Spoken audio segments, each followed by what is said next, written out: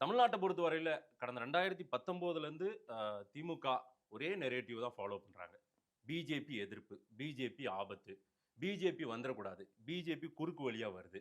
இப்படின்னு சொல்லிக்கிட்டே அவங்க ஒட்டுமொத்த அறுவடையும் செய்து கொள்கிறார்கள். வெற்றியை பெற்று விடுகிறார்கள்.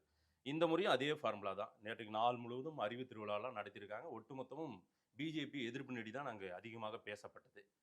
இதை இந்த முறை மட்டும் எப்படி எதிர்கொள்ள முடியும்?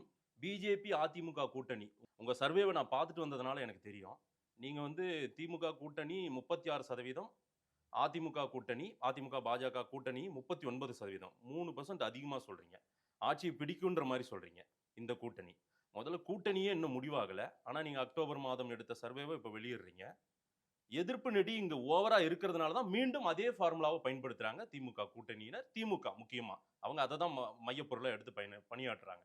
எப்படி இது சாத்தியப்பட்டிருக்கிறது? உங்க சர்வேவ வச்சே சொல்லுங்க நீங்க. 2, 3 கேள்வி இதில உள்ள வச்சிருக்கீங்க. அத அட்ரஸ் பண்ணிட்டு ஒண்ணொண்ணா நான் ட்ரை பண்றேன். ஒன்று, பாஜக எதிர்ப்பு மட்டுமே திமுகவின் அரசியலாக இருந்தால், அது பாகிஸ்தான் போல ஆகும். பாகிஸ்தான் இந்திய எதிர்ப்பை மட்டும் தான் தன்னுடைய அரசியலாக வைத்துக் கொண்டிருக்கு. அதனால என்ன ஆச்சுன்னா, பாகிஸ்தான் நிலை இல்லாமலே இருந்துட்டு இருக்கு.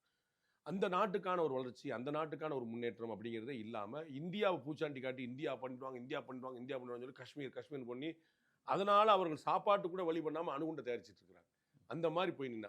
அதோட பொருத்தி இந்த அரசியல பார்க்க வேணாம். இது லாபம் தரக்கூடிய அரசியலா நினைக்கிறாங்க. நீங்க ஓட்டு பொருத்தி அரசியல் தானே, பார்க்காதீங்க. வாக்கு அறுவடை தானே. அதுக்கு செய்றாங்க. நீங்க பார்க்காதீங்க. நான் சொல்றேன். அதாவது என்னுடைய பாயிண்ட் என்னன்னா, நம்முடைய முன்னேற்றம் என்பது வேறு. இன்னொருவரை பூச்சாண்டி காட்டுவது என்பது வேறு.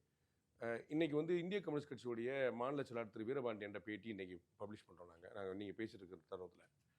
அவர் இதுதான் சொல்றார். பிஜேபி எதிர்ப்பை தவிர வேற அவர் திமுகவோட சேர்ந்திருக்கிறதுக்கான எந்த நியாயமும் இல்லை. அவர் மது ஒழிப்பு, நாங்க மது இருக்கக்கூடாதுன்றோம், சட்டம் ஒழுங்கு, எல்லா பிரச்சனையுமே அவர் முரண்படுறார். ஆனா திமுக ஆதரிக்கிறோம்ன்றார். என்ன கணக்கு அப்படின்னா பாஜக எதிர்ப்பு. அது அவர்கள் கட்சி ஏன் அங்க இருக்குங்கிறதுக்கு உதாரணமா எல்லா கட்சிக்குமே அதான் நிலைமையாரும். நீங்க வெறும் எதிர்ப்பு அரசியல் ஒன்று பண்ண முடியாது. இது ஒரு பாயிண்ட். 2வது பாயிண்ட் தமிழ்நாட்டில் பாஜக வளருதா அப்படின்னா கேரண்டியா வளருது. 2026 தேர்தல் முடியும் போது நானும் இங்கே தான் இருக்க போறேன், நீங்களும் இங்கே தான் இருக்க போறீங்க. அன்னைக்கு நமக்கு பேச போறோம். குறைந்தபட்சம் 3 மடங்கு பாஜக இன்னைக்கு இருக்கிறோம் வளர்ந்துருக்கும். சீட்டுகள்லயே நீங்க 4 சீட்டு இன்னைக்கு இருக்கிறாங்க. 12 சீட்டாவது இருப்பாங்க. நீங்க கண் கூட பார்க்க போறீங்க.